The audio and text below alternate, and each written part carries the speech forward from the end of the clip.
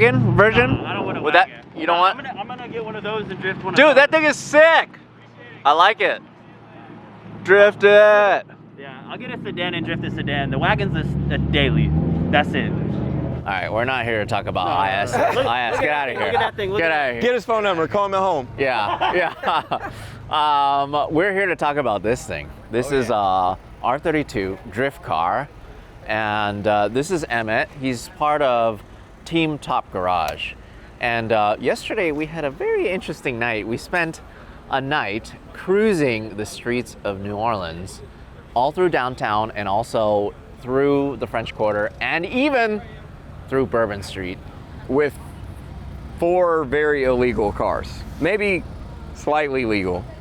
I wouldn't say illegal per se. Mine was illegal, 100%. Maybe Literal's car was like legal, right? He had insurance. Yeah. Yeah. Yeah. Well, I mean, I'll tell you what. We weren't really breaking any rules. We were respectable. We were respectable, and we wanted to take some pictures and get some footage of these beautiful drift cars. The Skittles. Team Skittles, yeah. Right? We got red, we got purple, we got light blue, we got aqua, we got dark blue. There's like 3 more that aren't here, but yeah, we got, what else? Green, gold whenever Darren drives with us once a year, and Augustin, who's black, so. Well, okay, so the thing is, with Top Garage, I've been shooting you guys for a couple years now, and anytime you guys come to an event, you guys party super hard, and by the time I get around to shooting your cars or like coming around the pit, They're already totaled. they're already destroyed. You guys go ham. You don't let off. So I don't know if it's because we didn't have as much seat time so far, or maybe we all repainted our cars and did everything right, that I don't know. I don't think we were scared this event, but we just got lucky. Well, you came away unscathed from last night. So far. I mean, Yeah. in fact, you were able to go over pretty much most of the speed bumps and Easy now with mine. Mine's a little tall. I don't know what's up with the kit. I've got like the same wheel gap as everybody else, but there's like 8 foot at the bumper. I don't know. I think it's an R32 thing, sir. Maybe. when we were going over one of the big bumps, some of your guys were eyeballing everybody, and like Vince had to go super sideways and slow, and he was still scraping, slowing, same thing. And then I pulled up, and I already knew I was fine, and they were like, no. They just left. They're like, no, you're good. You can go straight. You can go straight over it. Well, it's funny because Ryan went first. Ryan Literal went first, Yeah. and he just crunched his front bumper. You know, I even asked him. Yeah, I was like, okay, that's Bourbon Street. That's the most populated area. And I'm like, are you gonna be able to make it over that? You know, I mouthed it to him, and he's like, no problem. Yeah. You know, that's what he normally says. No problem. There was a problem. You know, it actually wouldn't make it, and then his guy Sergio had to lift the bumper for him to make it over. And of course, his car was the lowest. Yeah. So, you know, since he made it, everybody else made it. But honestly, it was such a treat, and I loved it so much. And thank you guys so much for coming on to such an epic, I guess, I don't know, just a moment in time with car culture. Dude, we were stoked. We were stoked to come with you. And it was great. On top of that, in terms of feedback, because I posted about it, you know, I posted that we did it and kind of stay tuned for the video. So many people came out and told us how much they were stoked to see them out on the streets of New Orleans, because let's be honest, drifting's not really a big thing, I guess, in this area, Right, compared right. to a lot of other places. Yeah, I was talking to one of the guys that just kind of came by and was checking the cars out, and it was more like street racing and just car meets, stuff like that. I think drag stuff was like the big thing. That's not a problem, because you guys brought the style, you guys brought Team Top Garage. But let's talk about your car a little bit. So everybody likes to make fun of me for mentioning my cars all the time, and I love mentioning my cars. And you know, as you guys know, I have a R32 GTR, but this is far from a stock R32. What did this start life as? So this car originally, the first time I ever saw it was a drift car. In Atlanta, where we're from, you've got, back in the day, we drifted at Turner Field. Yes, with Andy Sapp. Andy Sapp, all, like the Team Rowdy guys. When I first started going, those guys were like the guys, you know, they were so cool. And I had a 240 at the time, and this car was a drift car at the time. The cage was done by Turbo Dave, and the guy that owned the car had an SR20 in it that made like 500 horsepower. So I'd always see the car, I always thought it was cool. I became friends with the guy, and years went by, I never saw the car, and one day I saw it in Craigslist for sale. And so I called him, I already had his number, like, you're selling the car? And he's like, yeah, I guess just, you know, I haven't touched it. So I bought the car as a shell, and the cage, Chris didn't like the cage. There was some gaps. So Chris redid the cage, and I originally put an LS in it, an LS1. That came out of my 240. And it was whatever, it was cool. A lot of people hated it. I kind of hated it after a while. And my whole plan originally, what I wanted was a 1JZ. So I finally just got so tired of it. I took the LS out, I sold it. Let's check it out. Yeah. And I love it. Yeah, I like it a lot more. Might as well, right? Because originally this came with an inline six RB. It's essentially the same thing. Right, but it came with an RB20. Right. RB20 and a GTST. Okay, got it. You know, I'm actually surprised that there's not more of these as drift cars in the US. You know, because the GTR, we get it. It's expensive, you know. Right. It's really, and also you probably get hated on for chopping up one of those chassis, unless it's like a wrecked chassis. For sure. I'm in a couple Facebook pages of Skylines, and every time if I need a fender or a corner light or headlight or something, I'll post a picture of the car just for attention, and it's like, these guys are like, I can't believe he turned an R32 into a drift car. So. Yeah, but the GTS-T and the GTS-4 are a dime a dozen. Those were pedestrian cars. Right. You know, there was nothing special about them. It's like an S14. You've taken this and made it your own and made it special. So, 1J, tell us about the motor package. So the 1J I actually got from Jeff Stoneback's old car. Oh. Yeah, the white hatch. So that's Jeff's old engine.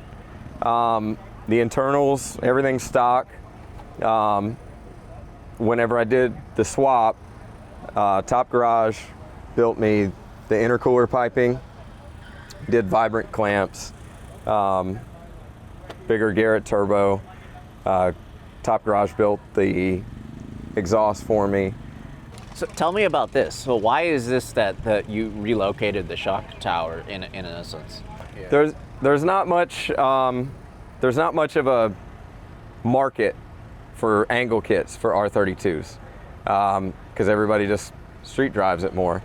I think Part Shop Max makes something for it, but it's just harder to get, harder to find. And so basically we relocated everything, and this is all S13. This is an S13 subframe, like lower control arms, coilovers, Fortunato coilovers. All of this stuff fits, like the S13 stuff bolts on fine? It all bolts on. Maybe a street car, I don't know. But you know, everything is adjustable, so I didn't have hardly any problems with it. The subframe bolts right up. Wow. And so obviously everything kind of connects to the subframe. So it's just about adjusting everything, making it work. I mean, I'm glad you did this to this car, because who knows, maybe you'll inspire more people with this chassis. I mean, because let's be honest, there's not that many S13, S14s left. There's not. Yeah. They're getting way harder to find. Exactly. And on top of that, once the S15s are more readily available, I feel like those were the least made, Yeah. right? And then they're just gonna get destroyed. So why not have another chassis that potentially could be proven as a great drift car? Why not, right? Yeah. I mean, I actually remember shooting D1 a while ago, like the BR one, Yeah. right? The yellow or like kind of orangey yellow one.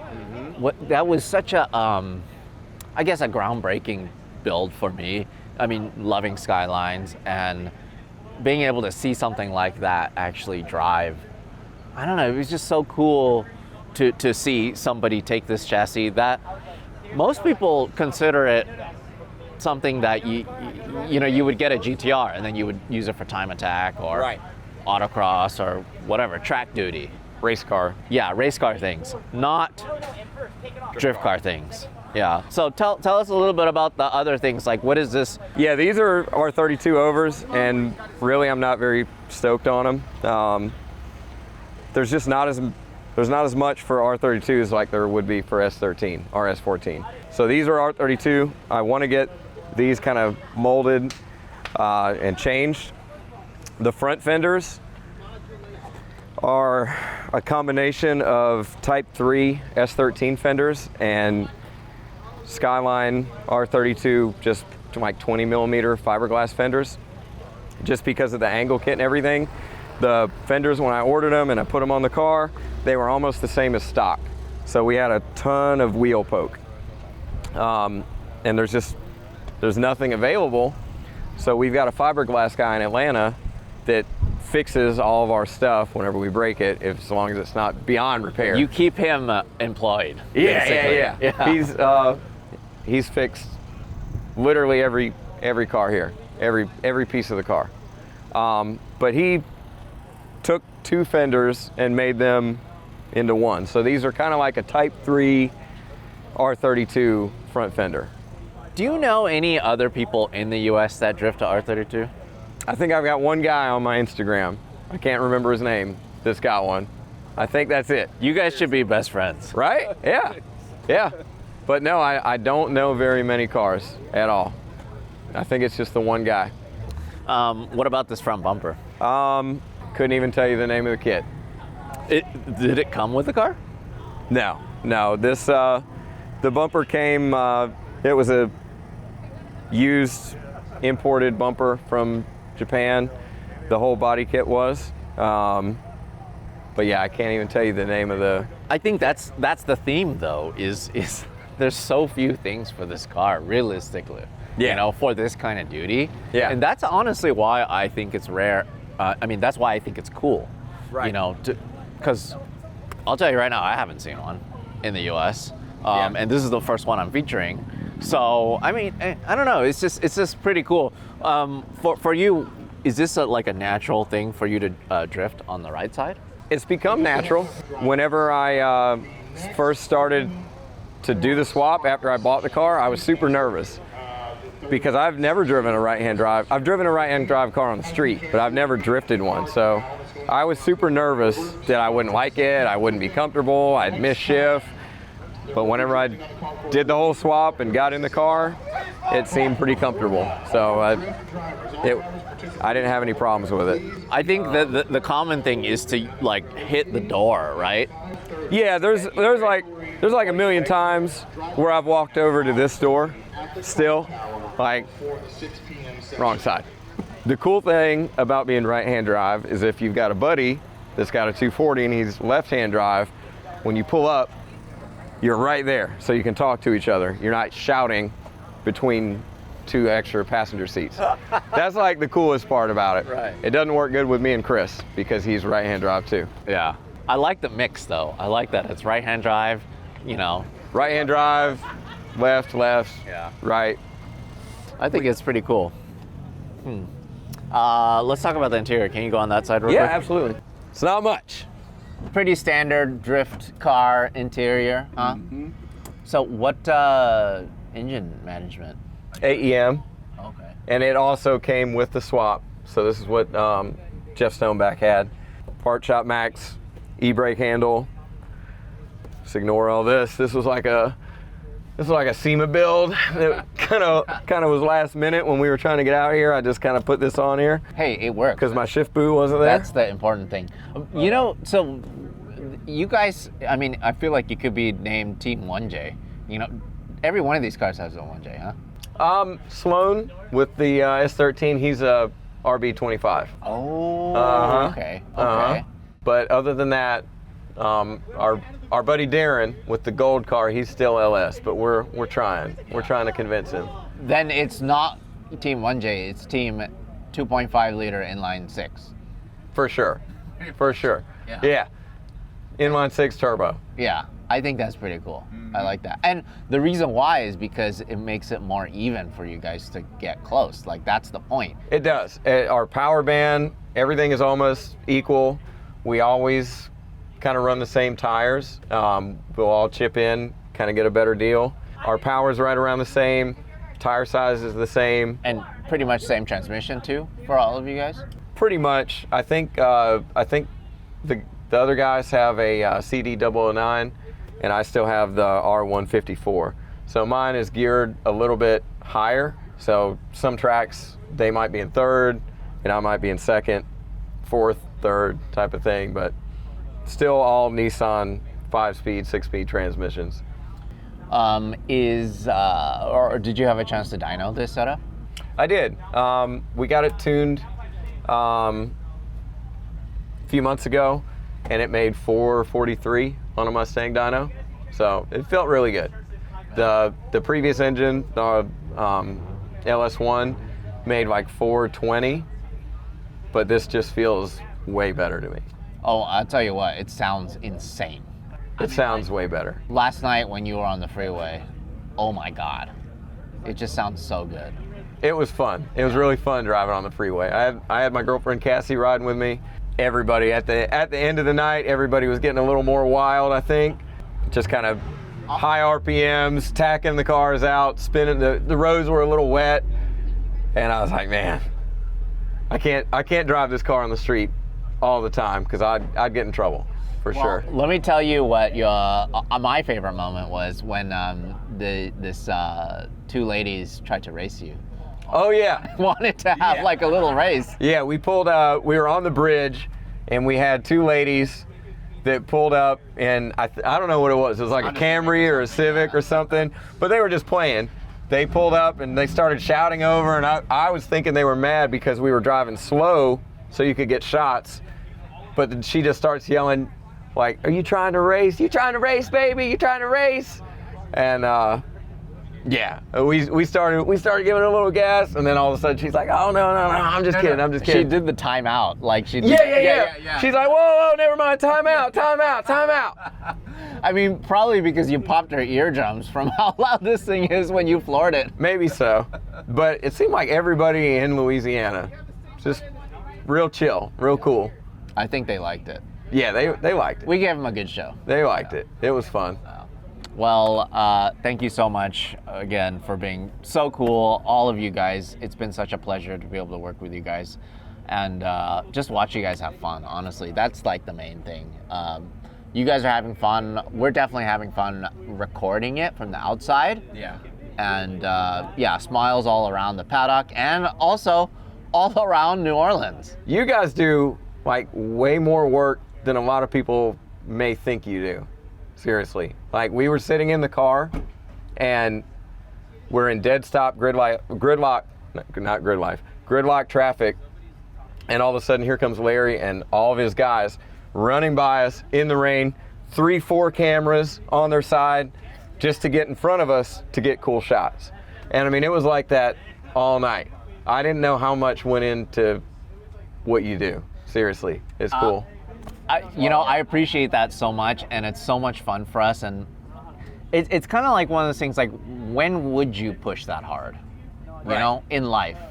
I mean, maybe what, if you're exercising or if you're like running a marathon, or, you know, like, what are the reasons why you would push your body physically hard? You know, for me, being able to exactly get to the area where I need to get to get better photos and push myself physically, I think it's the most fun thing ever. It's like being a kid again, you know? And we enjoy doing it, and we love showing the world what's possible. You know, there was a moment last night when we were thinking, hey, maybe it's not such a good idea.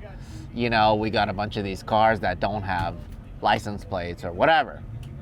Who cares? Yeah, we were in Mexico. Yeah, we're in Mexico, but we pushed hard, and then in the end, we just made good content, and hopefully it inspires the next generation of both car enthusiasts and also photographers to get into this sort of thing. And then, you know what that's going to do? That's going to keep car culture alive. Yes, Yeah. for sure. Yeah. Cool. Well, thanks again, and Thank you, we'll Larry. see you at the track. All right, man. Thank you. Bye-bye. Bye.